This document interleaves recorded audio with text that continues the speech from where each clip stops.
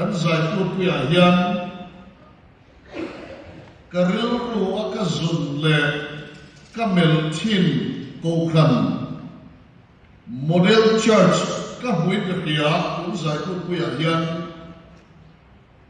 hian le ko khan te worship department min an chan tira chuan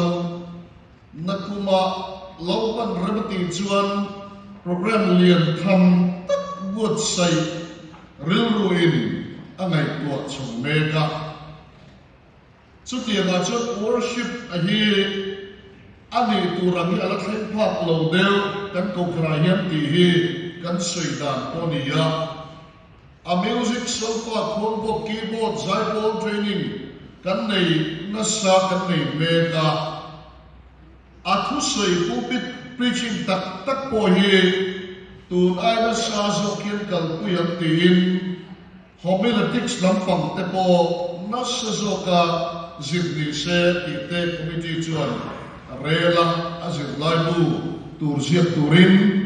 o tu ten bin ti ge nia ku omang rem khop mai pathian thu le la rimo in choi to nuama takha kan be sheni thei to ko pathian kharau khoi na dila kan kal chuan tu da changa kum nga kum ka chuan baptist ko khan pathian chi bai buk dani adang lama tor toin arin oma achan chu khothang ram kan en lo thei lo ba christian ni to ram kan en lo thei lo ba biak ina kal kan tlem tial thlai an tlem tial pathian chi bai buk na anuam zo to lo ti te kan khia so ti lai chu mega church alian tel zaya tel chu ti rual chuan chu tiang ama tui kal chin ka chuan ko khan ril ru tak hi an u get lek si lo ti te kan christian khovel chevel kha thil en ve angai thin ko bani so when kan traditional worship kan pi le pu te na pathian chi bai buk min kai khuai dan nget tak a oma din baptist ko khan chu kan dang lam him Pentecostal kan ni lawa Presbyterian kan ni lawa Charismatic kan ni lawa Roman Catholic kan ni lawa Nature kan nei vet ko khan tinin an ma ni ko khan ti dan hum anga chi bai an mukha an kal dan ani so bai ko khan pol dan ti dan over em to na ba ko pi ve lam lovin Baptist ko khan che evangelical church kan ni ya kan pathian chi bai buk dani tu ma tangin lai hui om ve thatani chuta chuan khucha thatak ngai thak kan be se china rimoi le zai ngai nom tak ai chei to tu ani ti kan kal pui chin dan ani chuti lai chuan khothang ram hlim na kan nuwa eman zai an rima a meditation len a chang chu then chu an zoom tor kan nuwa youtube pa kan en veka khati kan bo ro khan min an nuwa ya kha ka kan baptist nature emoti ve maya lak lu ve zum tumna all takani thalai ten kan vek ibolang u dinilo pathianin a enga taka khane kan ko khan ta min pe ti khapoi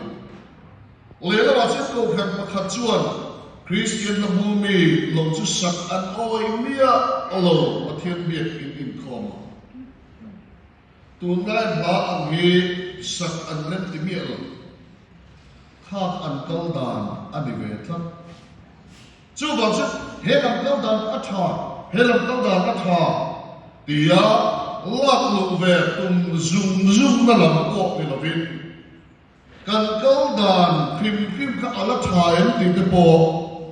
kan worship life hi em mo na ngaya chu ba mi ko khan mi pui te poing kan ti mo na ngai khop mai chu ta lai pui chu tu ki na ko khan kan soi lam zoka the heart of worship kan ti Matt Redman ko kan tem chu anon zil chuak ta a tin sui ta ila ari moi te a va thu te a va thu te mi pui mut tak ta maya nuam te tak lo par fok veng te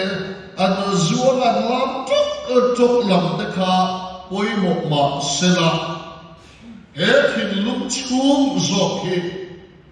Pathian si bay muk na tu chuan a impe along ngai ka zo khani chu pathian thua kan dua he sam zia tu hian aron sei ta a lo pa a fak na chan de a ko chu a ril te a kal te a mi te a pumpui te a alu en kim mai zong po kha Lopa faksil adwer maya Lopa atsunga kilta atin nasako chu mai chinobin Davida hiyan lopa fak adu na chan chu atrechian atin lungyan atrechian ema atrechian chan padi aom chu kholo na ngai dam tu anikha akiani Samsung ngale pakhatna lo ni reng chungin mi nu bui awi re amwal ko chiang mai ni Davida kha mi tam tak pathian biak in pan an ba ka roi sia te khatin pathian biak ina mi tam tak alamin lo khoi to nuwa mati ma sem suara dia minan oma Wire na suala kun moi khopin sualin apot kunta pathian biakin angai ema e biakin ata chuan song le vamurin buat nei song le vamur biakin at khop vel kha angai ngoi hinlum khamwala Lopa sa may kule katsa ani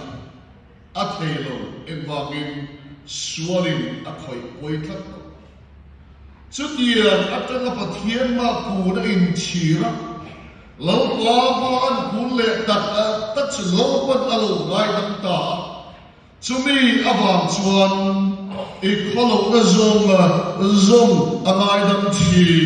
Diyani Zanina hit ko na to In kolo na ngay damlo alome Hongay na kapathian niya in kolo na ngay damlo alamay ni hiyan Nge nang mazokin pathian ngay dam na chaturin amay law kunlaw so Uy ang ngay dam chakulobin at lefay Voin krina ama iti lungay chinbeka Adenain sireki rechuan Adin amay damay siya Kapathiria naidam kailo anay losin Jubang chunalon samsya tuhiyan Adun uire na tinaon po naidam tu ani abangin Kapatsuom zotu Ading kiyang limchu pakrotiani Abakachian abakachian tak zetani Padile na Paka zaya lamtura ati na sanju Inan na zokati damchi Borang na lakata inunju atanchi ati Natmanay kanon tiru khovelani Zanina inkom kanat na Tepoy ang labang cancer not na negabo ng umrente sugar BP linabel von kanti hello may chitlo na nerve na natay awatam telo lertilu zo tidam heto chu kan lopa chane bangin inat na zo tidam china Borang na nakata inunchutan chi atiani Mihrinhian bese na in palamkan chi kan fatele kha kan zinti sama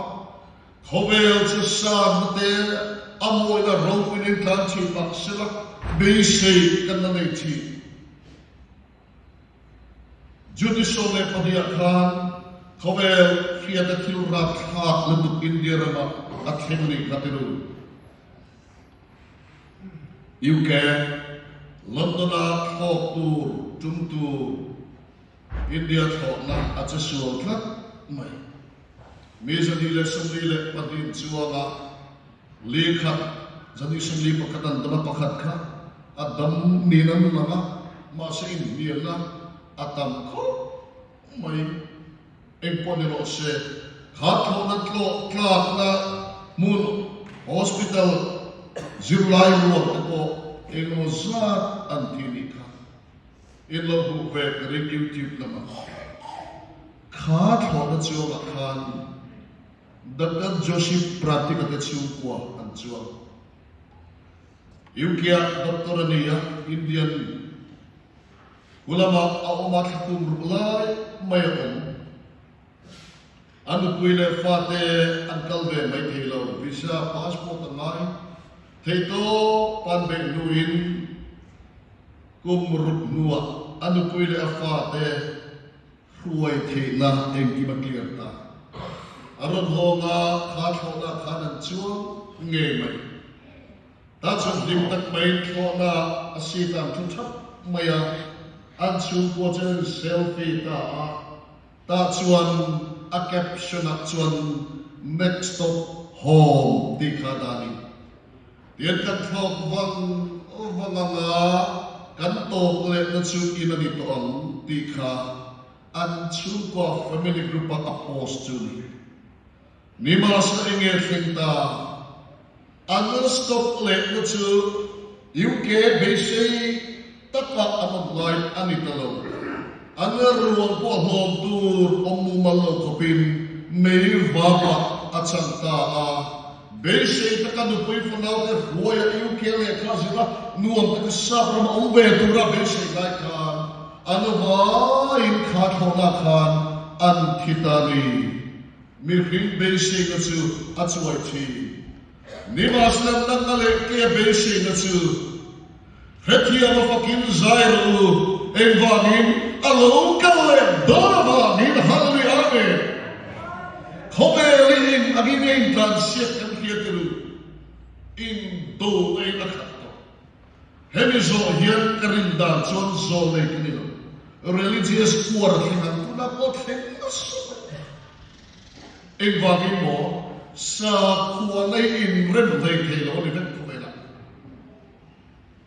Muslim ro an puncak mayat tuna khobela Christian kan tamber sakwa mase sandi le sungat le omni chuan chuta chu min le pen to no khobela an trang le tu Islam wangin ana pathian Allah lokal le donian khatlat Hindu ho ro an trang Europe ramle America ram khung enro Indian le Muslimin athatu tukto engbalinge ana pathian tam tak jing sobe khowera local model pia pakua chu armi karneto le local to adu berkal kia anti he ova tagin arab galve don an dai hindu hian chumi abam chuan banhel to Christian state of India rama annai tua tolo Hindu lalla ram Hindu tua turin anbele metto maya politics zote azir zote asumang zote minvura kana Asia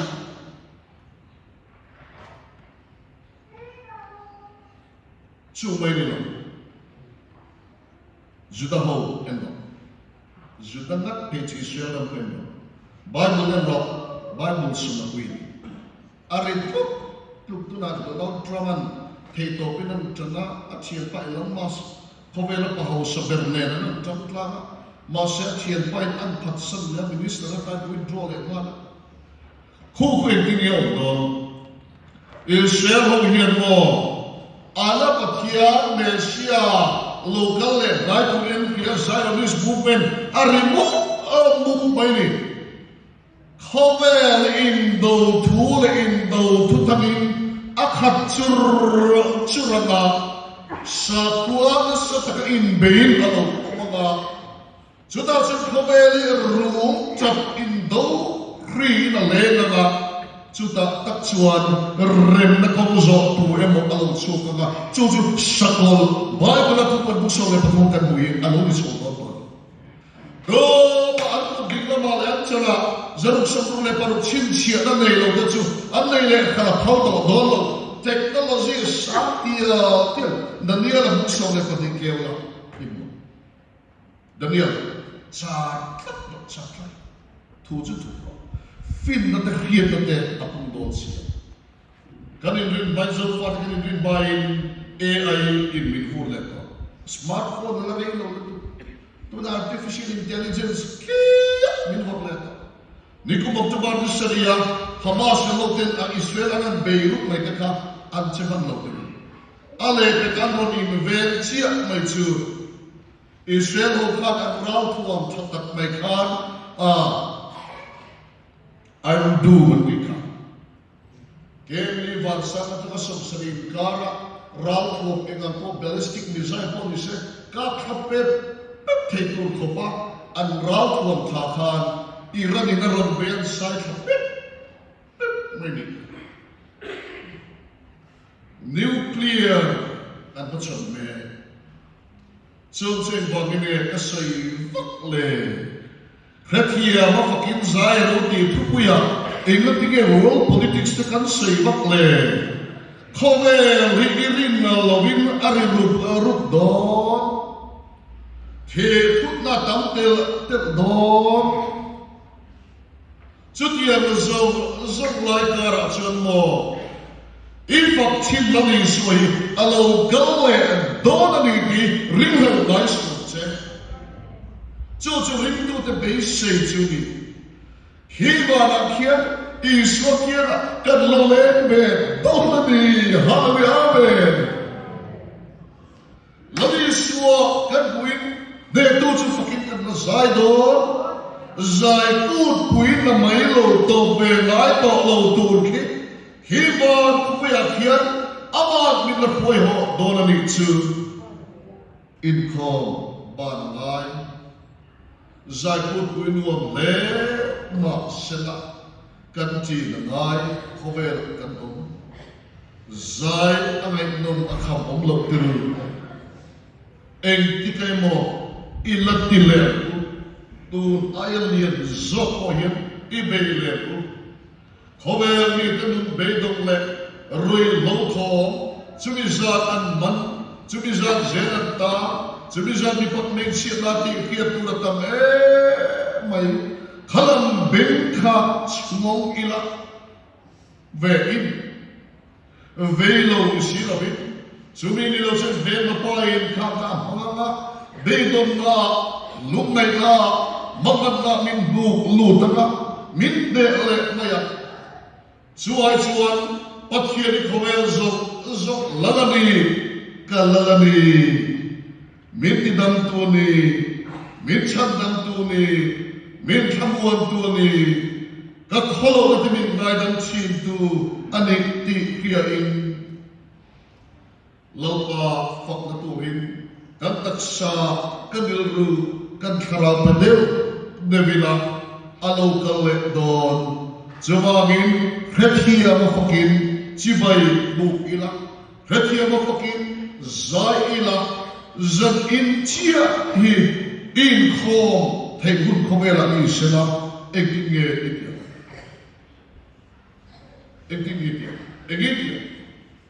natu ka thole do to mia lo la zanina munhum do ta la zanina egitia ibana lo pa le na in pol na iman lo ta hinamalo lu ki Lai bot sai lo tan thei to bin kanin bot sai ring chu ni tupuan kung som le tukua khan van tupuya hallelujah thomari chur maya chandam na te lal na te thilni thing na te kan pathian ta ni ani chun bel na no chi zuat an leva min atin khobel sual na te thleng na te hian min be chi min ne chalom chi kan chal chi kan tu chi lalpa faktur kanin kia masen thinunga thoktu awa akhathin sia camping pakhata antialo somna sia bini de veka chu somna speakerin asiam camper ten an chan na chu anom dim chuaka hallelujah lalpa chu fakinum ro se antia chuan pathian na in plan in pe lalet chandam tu poma an lai thi na ni so to siam dan mi pui ba no din chuadan thakha ta chuan an kem kamin tam le mai ato pan dai ta chuan tlan ban khat chnia lampam hian so na chang ve thi ta ati thi ta je mo bin an ta ko wa kan pa ta ki ni han sat na a kan nu ni nei po cha the no ni min lo ke the ta chu an no se de ta chen pa e kem par zo ni plan to speaker ko khan tlo ngai la ndi tlo ngai la za in plan kan nu the nan lo in pe ve mai ta che i the speaker le team na win an ti to ani asa ta ko ole kal tumane an lom khop a thim lung lai po cha lo ma sa azak to tlo ngai nan ti to ta chuan a last camp sermon akan speaker in tun sia thiam na to kan kem kan lua pakhat chia ti lo chu in hlan vek to pakhat chi in hlan lo ni ani po ai but second kan kia kauna lali sual le chen da tui thang thing chuan loading la hallelujah lalpa chu fukin ro se tin loading tin ama chau anen thu aron ding chi maya amen hallelujah ritu mi ron chua alo tum lak lo to thim lung in pe si lo khan an ti ve hallelujah an ti te lalpa chu fucking mai te sha ati be dom dual roi me ati ve te pa ma sen han ti lui ai chuan lalpa chu fucking mai te sha an ti ala ti the no ni pero achan lava lo put be lo zai o tinamin norchin ba ila helama yen salamin por betui au chi nani chu zo po chu subject tu big to inap na ni ange I kholo na ni ange chu zo la ki la ti dama la dam tu chu pathian ani ya chu he khobel ama min po la cha chi na khethiam ama kan fakhi min be sei thadani chumi chu khobela kan fakhu na top chi ma se ade kan theduna chuan fakna ato ngai to don lova chu kan lalpa chu alo kal le don khobeli tenai lum le tanga boy tel lang da na le khi le in do ma anna la umanga khobel to puna wan chu jinga wali suwa alo kalanga aba to kurin khilama ken kan ho don ani chu lalin suwa kan hunin ne tu chu fakin kan zayan lalpa tu kan soite kan zatan nal somuk se amen.